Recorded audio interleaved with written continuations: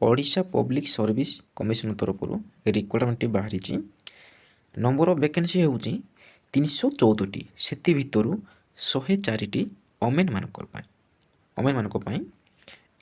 आवेदन तारीख हो 20/1/2024 ठारू 20/2/2024 पर्यंत अर्थात जनवरी 20 टू फेब्रुआरी 20 पर्यंत शेष तारीख एवं जितेबाला आपण मैंने आवेदन करेंगे आप्लिकेसन फॉर्म को किंतु कंप्लीट हो नथिबो सेतिपई 27/2/2024 लास्ट डेट हो बेले बेले एमती परिस्थिति हो माने कंप्लीट करुनथिबे नेटवर्क प्रोब्लेम जहाँ भी प्रोब्लेम होइतिबो तांको पई 27 तारीख देइछि किंतु रजिस्ट्रेशन करथिबे किंतु से दिन मनकर 20 तारीख सरीगला आपण मैंने आउ रजिस्ट्रेशन करें ना किंतु रजिस्ट्रेशन करेंगे ताहले आपण मैंने 27 तारीख पर्यंत आपण मैंने जहाँ भी करें जापारे क्लीयर।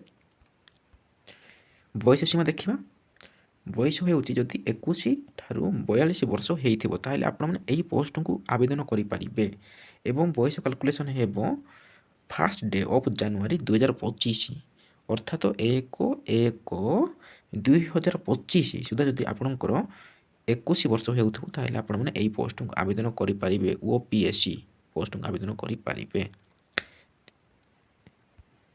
एजुकेशनल क्वालिफिकेशन हो मात्र बैचलर डिग्री मात्र आपण मैंने +3 जदि पास करेंगे ताहले यही पोस्ट को आवेदन कर मात्र +3 आर्ट्स हो कॉमर्स हो बीटेक हो जहाँ भी प्रोफेशनल करेंगे किंतु इक्विवेलेंट +3 जाउथबो ताहले यही पोस्ट को आवेदन करें। एग्जाम फी हो 700 टंका एसटी एससी पीडब्ल्यू मानक फ्री रे से मागणार आवेदन करें। नेगेटिव मार्किंग हो 0.33 नेगेटिव मार्किंग अच्छी आपने मु कहूँ एग्जाम केबे हेबो एग्जाम 7/6/2026 संडे दिन एग्जाम हेबो जानिपारले।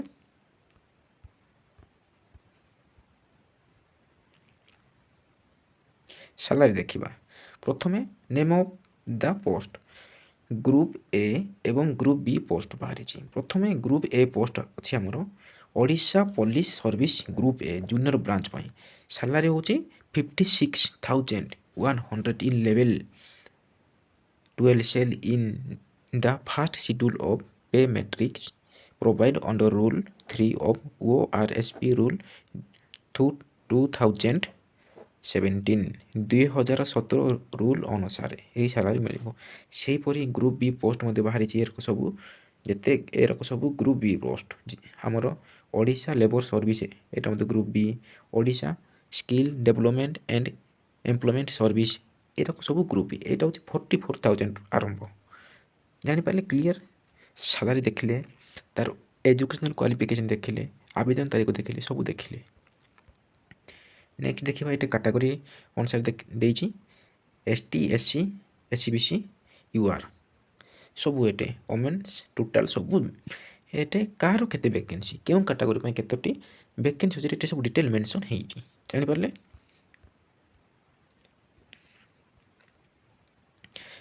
एवं जो मैंने डिसेबिलिटी माने से माने आवेदन करें।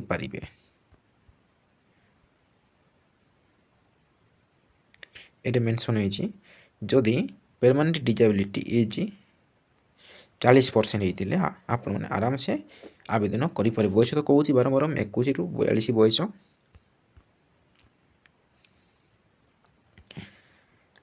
एजुकेशन क्वालिफिकेशन कहली bachelor degree +3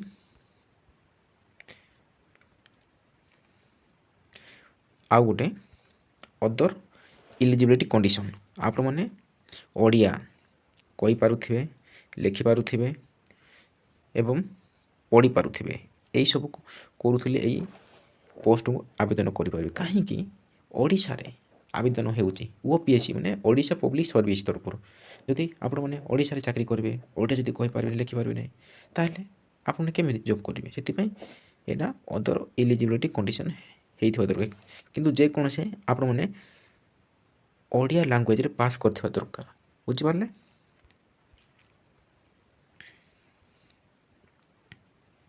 exam plan and conduct examination प्रथम है आमर ପ୍ରିଲିମିନାରୀ ତାପରେ ମେନ୍ ଏକ୍ଜାମ୍ ହେବ।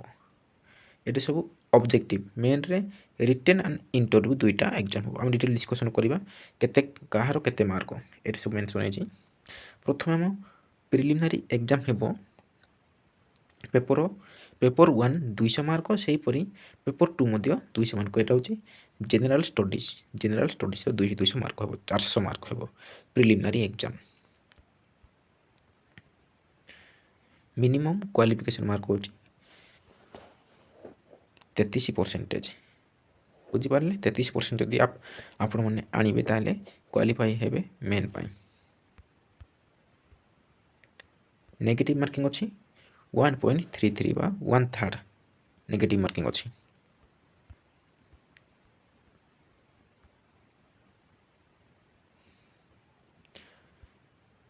ଏକ୍ଜାମ୍ ସେଣ୍ଟର କଟକ, ଭୁବନେଶ୍ୱର, ବେରାମପୁର, ବାଲେଶ୍ୱର, ଏଇ ଜାଗାରେ ସମ୍ବଲପୁର ଗୋଟେ, ଏହିପରି 6 ଜୋନ୍ ସେଣ୍ଟରରେ ଅଛି। ଆପଣମାନେ ପକାଇ ପାରିବେ, ଅନଲାଇନ୍ରେ ହେବ।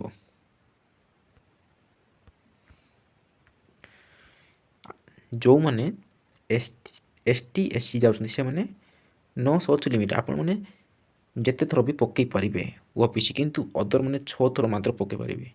ଦେଖିକରି 6 ଥର ମାତ୍ର ଦେଖାଇ ପାରିବେ। ST SC ମାନେ କିନ୍ତୁ ଯେତେ ଥର ତାଙ୍କର ଯେତେ ଥର ମାନେ ବୟସ ଥିବ ସେ ପର୍ଯ୍ୟନ୍ତ ପକାଇବେ।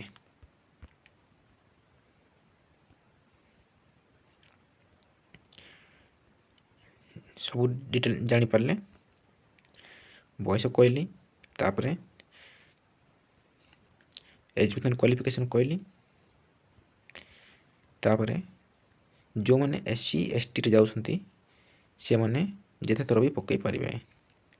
ଏଇଟା ମନେ ରଖିବେ ବାରମ୍ବାର। 20 ତାରିଖରୁ ଆରମ୍ଭ ହେବ, ଆରମ୍ଭ ହେଇନି, ଜାନୁଆରୀ 20ରୁ ଆରମ୍ଭ ହେବ।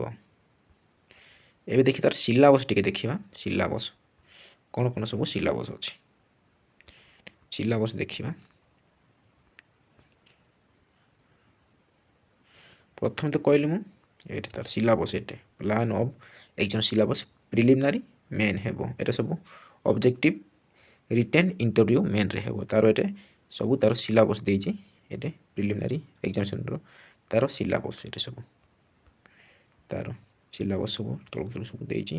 ମେନ୍ର ମଧ୍ୟ ତାର ସିଲାବସ୍ ସବୁ ଦେଇଛି। ଏଠି ସବୁ ଏଠି ତାର ସିଲାବସ୍ କ'ଣ କ'ଣ ପ୍ରିଲିମିନାରୀର ସିଲାବସ୍ ସେଠି ସବୁ ଡିଟେଲ୍ ମେନ୍ସନ୍ ହେଇଛି। ମୁଁ ସବୁ ପଢ଼ୁନି, ଆପଣମାନେ ଭିଡ଼ିଓକୁ ଷ୍ଟପ୍ କରିକି ଦେଖିପାରିବେ। ଏଠି ସବୁ ପ୍ରିଲିମିନାରୀ ମେନ୍ର ଡିଟେଲ୍ ସିଲାବସ୍। ଏଠି ପେପର୍ 1ର, ଏଠି paper 1 current event of national and international ଏଠି ସବୁ ଦେଇଛି। ଏଠି ସବୁ ସେହିପରି ପେପର୍ 2ରେ ମଧ୍ୟ ଏଠି ସବୁ ପେପର୍ 2 ତାର ପାର୍ଟ 1 କ୍ୱାଲିଫାଇଂ ପେପର୍ ଏସବୁ ଅଛି। ଏଠି ସବୁ ଡିଟେଲ୍ ମେନ୍ସନ୍ ହେଇଛି। ଓଡ଼ିଆ ଲାଙ୍ଗୁଏଜ୍ 250, ସେହିପରି ଇଂଲିଶ ଲାଙ୍ଗୁଏଜ୍ 250, ପେପର୍ 3 ଏଠି ସବୁ ଏସେ, ଜେନେରାଲ୍ ଷ୍ଟଡି ସବୁ ଏଠି ସବୁ ହେଉଛି। ସବୁ ଟୋଟାଲ୍ ମାର୍କ ହେଉଛି ଆମର, ଟୋଟାଲ୍ ମାର୍କ ହେଉଛି 750। ତାପରେ ପର୍ସନାଲ୍ ଟେଷ୍ଟ 250, ଗ୍ରାଉଣ୍ଡ ହେଉଛି ସବୁ ଟୋଟାଲ୍ ହେଉଛି 2000 ମାର୍କ।